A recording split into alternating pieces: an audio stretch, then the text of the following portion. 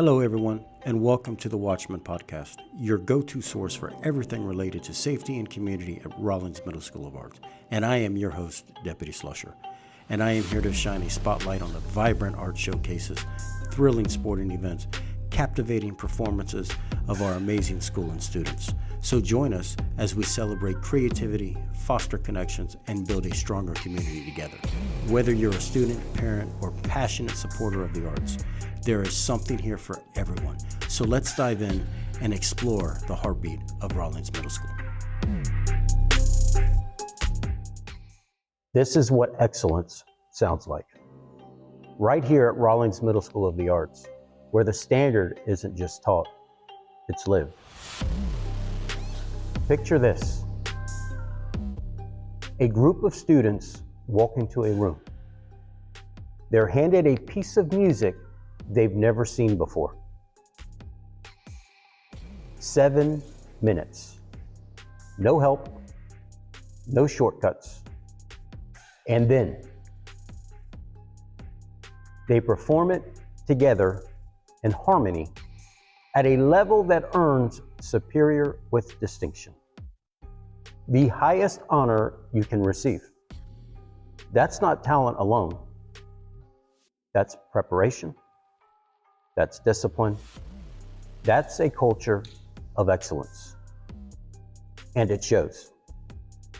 First place at the Music USA National Competition at Universal Studios. Year after year, one of the highest numbers of students selected to All-State Chorus. Performances that have taken students from the classroom to some of the biggest stages in the country. But this episode goes deeper. Behind every note, behind every performance, behind every student, stepping into confidence is a leader that demands more and inspires even more. Today, we're pulling back the curtain. What does it really take to build a program like this? How do you create a standard that students rise to again and again? And what happens when young people are challenged to be great and actually believe they can? This isn't just about music. This is about mentorship. This is about discipline. This is about investing in our youth and watching themselves rise. Let's dive in. Jamie, good morning. Morning. Thank you so much for being here today on the Watchmen Podcast.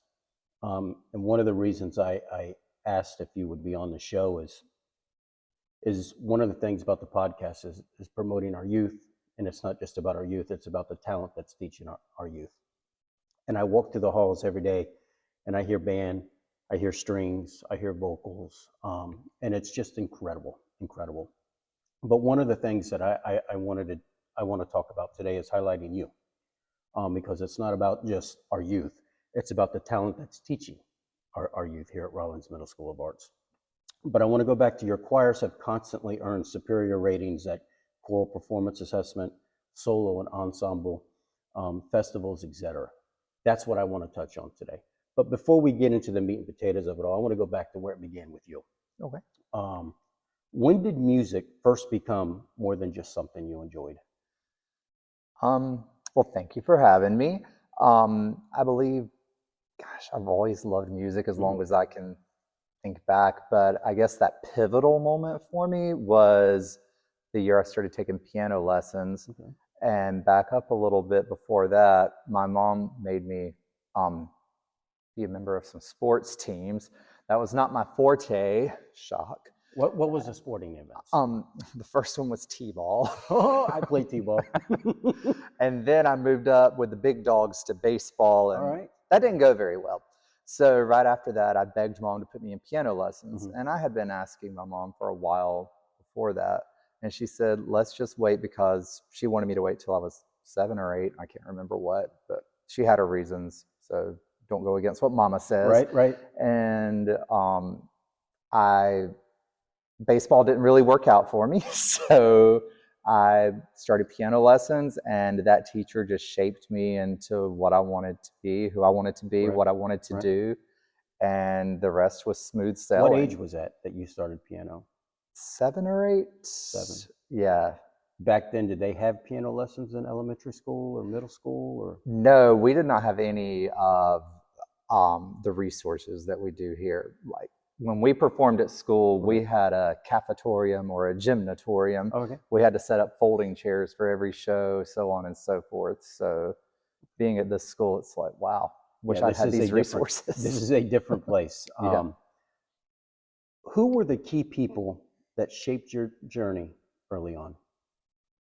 There have been a lot, but one I just mentioned, my first piano teacher, she was just remarkable, and we stayed in touch till the day she died. And my mom, she's my mentor. So she's everything to me, and she's my best friend, and she's my biggest fan. So I'm 41 years old. I still go to my mama for advice and for guidance. I have no shame, unapologetically a mama's boy, always will be. That's awesome. But she still encourages me, and she's a woman of faith, and she just, I think the best way to describe her would be her little quote. She just always says, "Give it to God." Give it to God. Yeah. Amen to that. When did it click that this was bigger than music? That it was about impacting lives? So I never really even thought about going into education. Even when I graduated college, I had the education degree, but I wanted to go on to get a degree in piano performance. And I was going up north to take lessons here and there at Juilliard and Manhattan School of Music. But then a friend of mine just said, "Hey, there's a job opening here at a local middle school." And I interviewed for it, and I got the job, and there was no looking back, and I've loved it ever since. So you mentioned the Juilliard and the Manhattan School of Music. Yeah. Those are some pretty exceptional places. Can you touch on them a little bit? Yeah. On the experiences through those schools and what it brings here to, to Rawlings? So I guess my experience was a little different because I wasn't a conventional student. You could just go, anyone can go and just pay for private lessons here and there at the schools from a professor of their choice.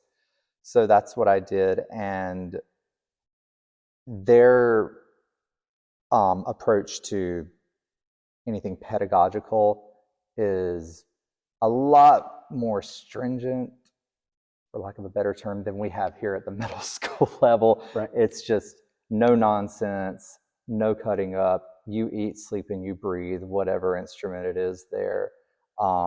You practice 6 to 8 hours a day. That's what I used to do throughout college and in high school. And it's your life. Your day was revolved around music. Yeah. And that was it. That was Take a snack here, eat a lunch break here, or have a lunch break here, and then back to music. Exactly. And you never knew when you were being spied on behind closed doors in a practice room. There could be, like in governor's school, for example, when I went there, that teacher or professor or whatever would secretly monitor through the halls to listen for people practicing, to make sure you're practicing right, because anybody can go into a practice room, but what matters is if you're doing it correctly. Right. So how was that when you realized somebody was secretly spying on you when you were practicing your music, your pieces? Is that something that they showcase? Like, hey guys, that we may be behind the scenes here listening to you without you knowing. How was that impact, knowing?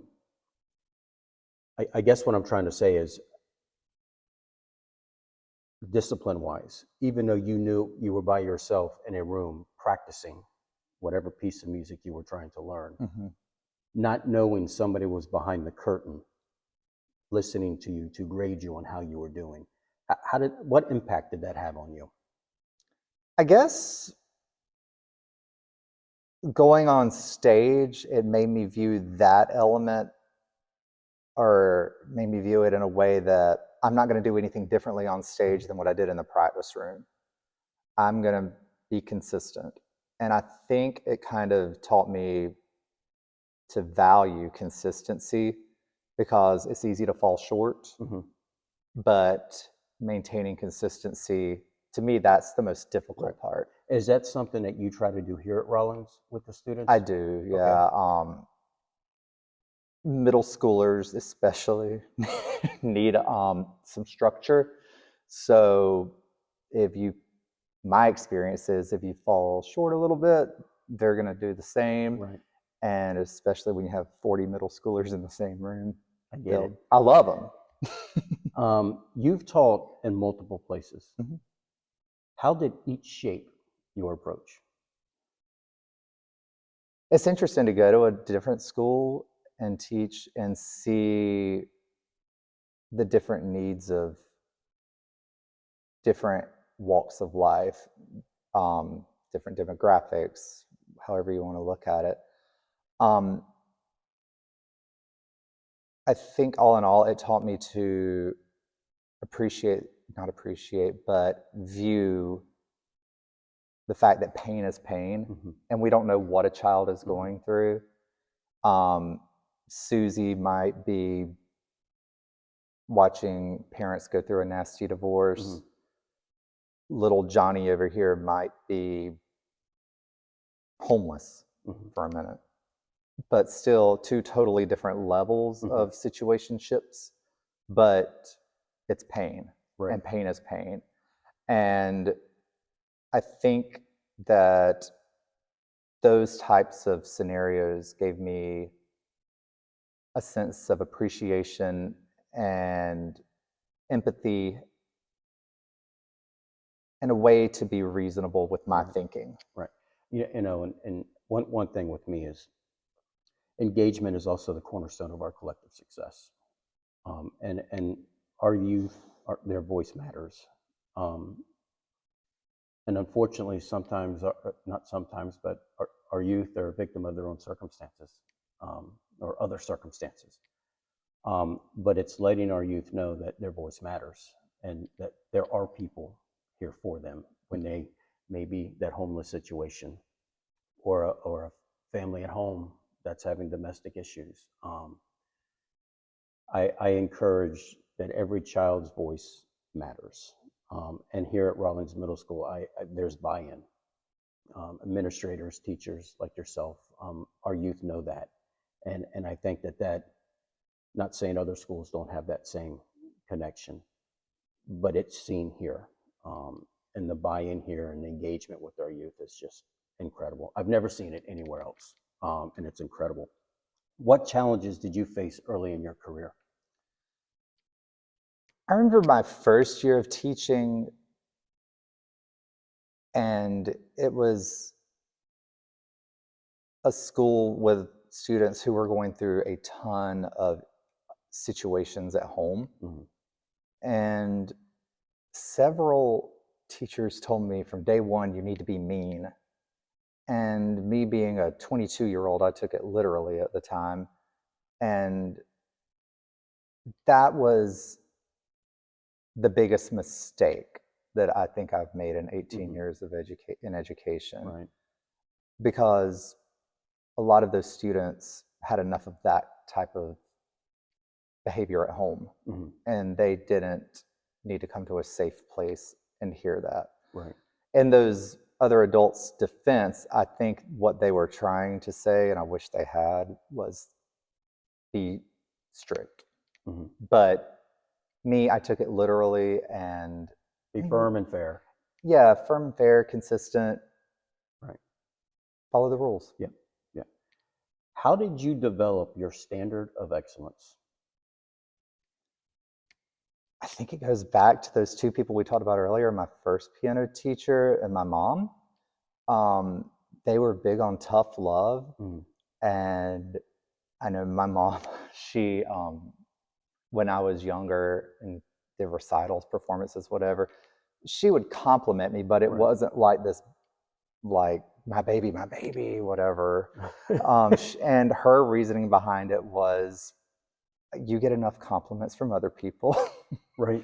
I'm going to be firm and I'm going to be fair and tell you good job, but I'm not going to like boast and brag about you. You've got enough of that coming from the outside. Right. Let's move now to the CPA. Okay. And at Rollins. Can you break down CPA and what it takes to earn Superior with Distinction? Sure. So CPA stands for Choral Performance Assessment, and it's an event where choirs come from all over the state, and they sing 2 selections for a panel of 3 judges who are usually collegiate level professor or music educators, choral professors, have you. And we do 2 selections in the pack, and then we transition to the black box in here, and we do the sight reading component. And the sight reading accounts for 20% of their final score. And what sight reading is, it's in this sense, well, sight reading is when somebody gets a piece of music they've never seen before and they have to learn it. So the tricky part about CPA on the choral part is that the students are not allowed to have help from me, and they have 7 or 8 minutes to learn the sight reading piece without my help. They're given a piece of music and it's like, here, go, learn it on your own. And that 7 minutes, you just touched on the sight reading portion, 7 minutes with no help. That's a big part of their grade, correct, for the Superior with Distinction? Yes. So that's like the majority of them getting that distinction is learning that piece of music in 7 minutes and then going out and be able to perform it. Correct. What's some of the challenges or some of the feedback that your students give you about when they go to CPA and they're given this sheet music and you got 7 minutes to learn it? Like, what's some of the feedback that you get from the students? Not to toot my own horn, but they tell me a lot of times they will say they felt overly prepared for it and they found this to be a lot less challenging than what I've given them in class. So to my ears, that makes me feel good. Well, so clearly that tells our listeners that your students have buy-in. Yeah. And have buy-in, there's trust. That's awesome. What does the reveal about your students? What does that reveal about your students in your program? So I think that choral music, honestly, there's a sense of teamwork that goes into it, and the sight reading component is just an example of that. And like you said, they have a buy-in to it, and from day one, they know the wall in the room and they go with it. And I try to teach them to be so independent in a sense that, hey, if your neighbor's having trouble beside you in this little segment, it's okay to say, hey, this is wrong. I mean, don't word it like that. It's all about delivery. Right. But then that builds trust in each other. And I try to tell them, when you go into this, try to be able to do it without me being necessary in the room. Right. Like, if I had to step out of the room, you would continue just fine. And so that type of approach at this school has worked very well. Well, it shows. I mean, I've seen many, many performances on stage at the PAC. I walk down the halls and I hear it. I mean, sometimes, I'm going to say this to the world now. I'll stand in the hallway and listen at y'all. It's great. It's soothing at times. Talk about middle school all-state chorus having the highest number all the time. Well, we're one of the highest. There's another school nearby that has more than us, but we're not far behind them. Okay, that's okay. Yeah, we'll get there. Yeah, but 100%. There's no doubt that we will not get there. Exactly. But what was the question? Just talk about what all-state, the courses for the all-state course. That's where you perform at Universal, correct? No, that's something totally different. Okay. So all-state, they auditioned back in September or October. We have to submit recordings, and it's a short little snippet of a song, and obviously kids audition throughout the whole state, and they wait to hear back, and if they're selected, they go usually in January to a college in the state, and they have guest clinicians or conductors that teach them the repertoire over the course of 2 or 3 days, and they give a performance on Saturday. Wow. So I got ahead of myself with the Universal. talk about winning at Universal Studios, and what does that moment mean for you and your students?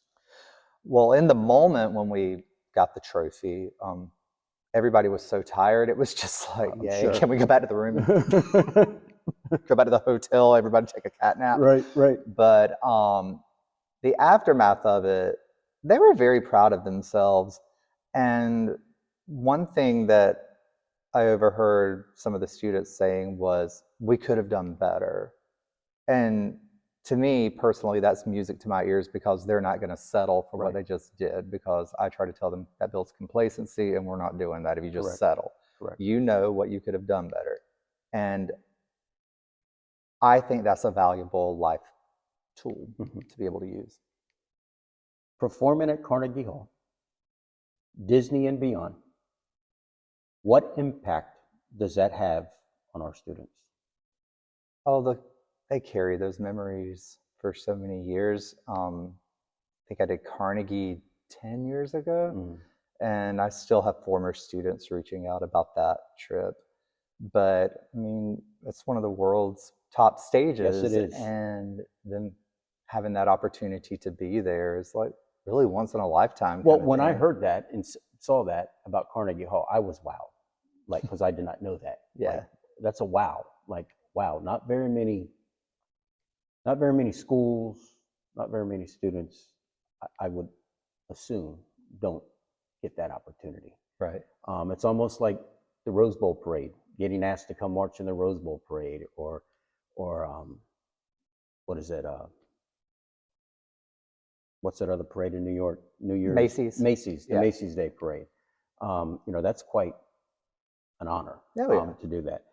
But I want to touch on something. Speaking of Carnegie Hall, Disney, and beyond, and there was a performance. I don't want to say, maybe a performance isn't the right word, but there was something that was extremely touching to myself and very touching to others. In December, I had Mr. Joe Pye on as the podcast, and to hear his story and the legacy and what he just did with our district. And I know you were asked to do something at his memorial service, and that was perform with students from Rawlings Middle School at his memorial service. And I have got to tell you, sitting in that church, listening at those students perform that song was incredible. To sit there, and if I didn't know the backstory, and those were students from Rawlings Middle School, present and past, I would have argued against somebody saying there's no way those were middle school students. Unbelievable. Talk to me, or tell the people that's listening, what did it mean to you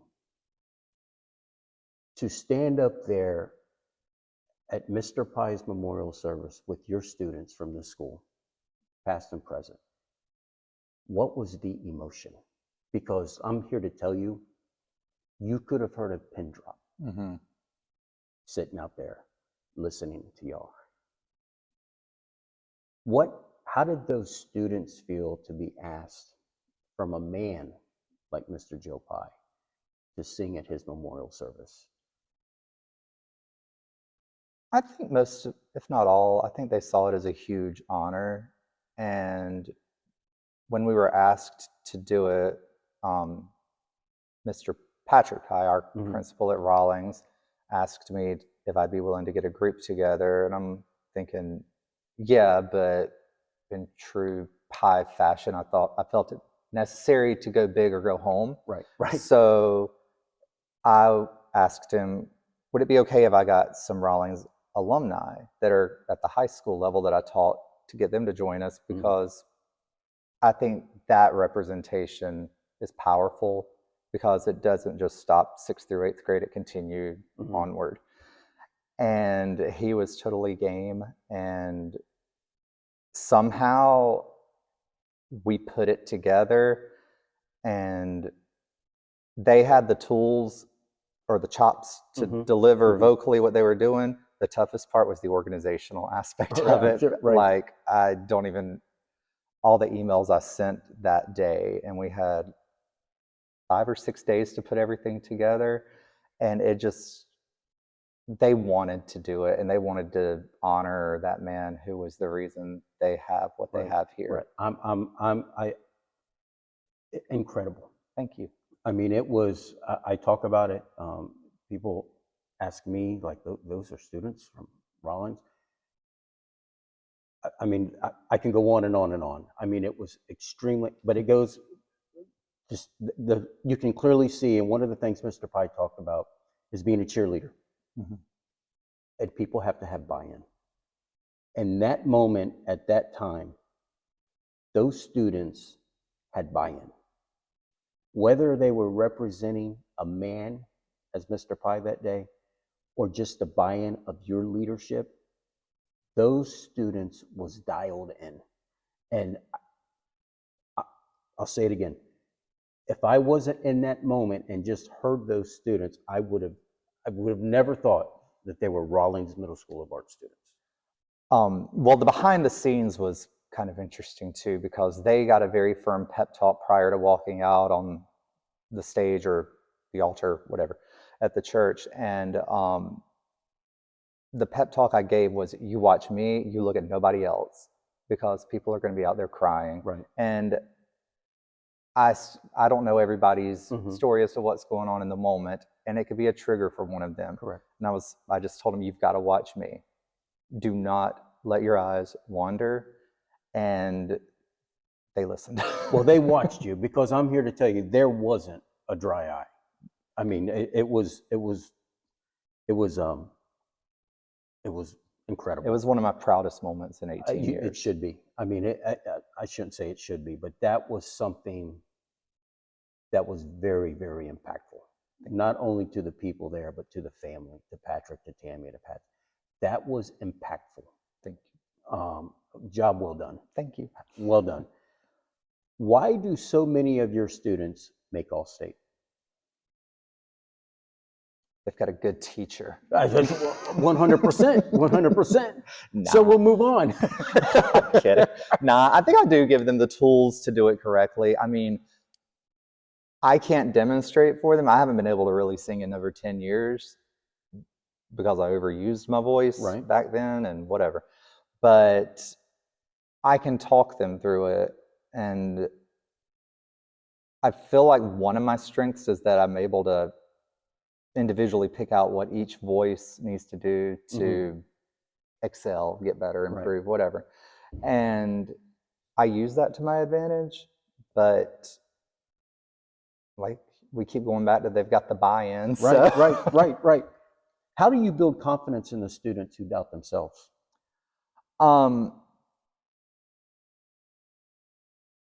I always go back to a quote that my grandmother used to say, I'm not above anybody, but I'm definitely not below.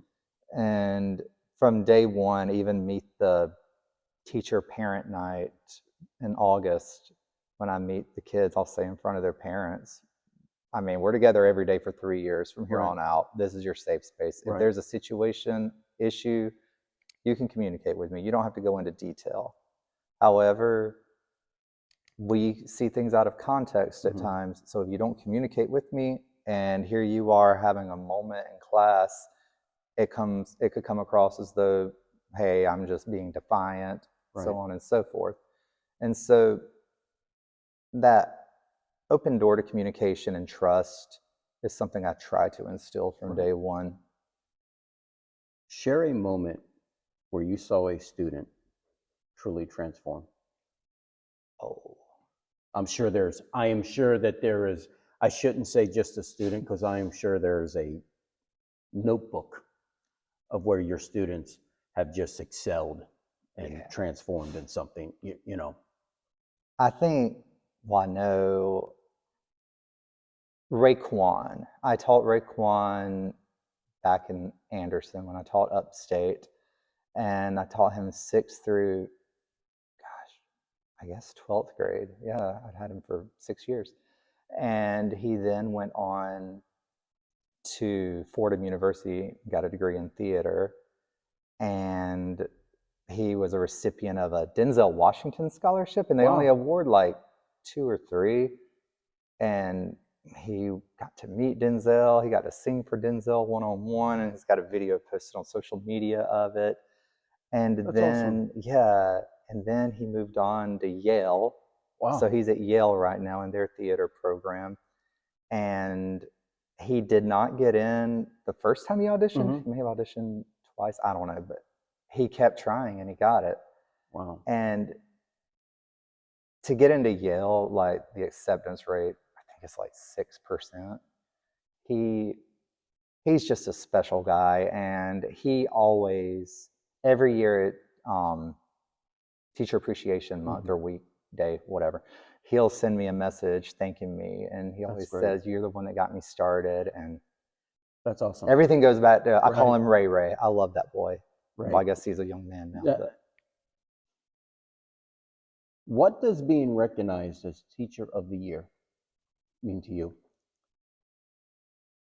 It's nice to be recognized for doing just what I view as the right thing to do day in and day out. Like, I don't think I'm above anybody. I don't think I'm below. I just come in and I try and do the right thing. And there's so many teachers in this building that deserve that award, but they can only give it to one a year. But yeah, and it's nice to be voted by your colleagues for it as well. Correct. What keeps you pushing the standard year after year? You get bored if you don't. Oh, 100%. 100%. And then there's a ripple effect or a domino effect. If you back off or slack off a little bit, then this happens. It leads to problems. Then on my end, like, classroom management issues happen. And then you have to be what some would say mean, strict. That's exhausting. Yeah, it can be. Yeah, it can be. Like, it's exhausting to feel that way. I don't know, but unfortunately there are people out there that choose to be mean, on a daily basis, and I don't have the energy. Same. I don't have the energy for it. Yeah. How do you balance excellence with mentorship? I feel that if you want excellence from your students and you give them the tools, then the mentorship just falls naturally in place. That's been my experience. What kind of legacy are you building?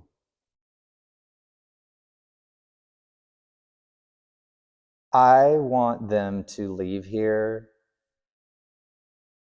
and think back on what a great experience they had. I try to tell them from day one, do not take this place for granted. And you are so fortunate to be here. You could be at another middle school. Don't take that for granted. Just walk with compassion and walk with empathy. Be reasonable. Be a good person. And the rest falls into place. 100%. One last thing. Yeah. What advice would you give to future educators? I would say go in and observe some classrooms. It could be former teachers. It could be current teachers. It could be people you don't know. But go in, volunteer, and know that on your first year, on day one, your goal should be to go in and get your feet wet. You're not going to change the world. It's a process, not to change the world, but the whole teaching element is a process to get the results you want.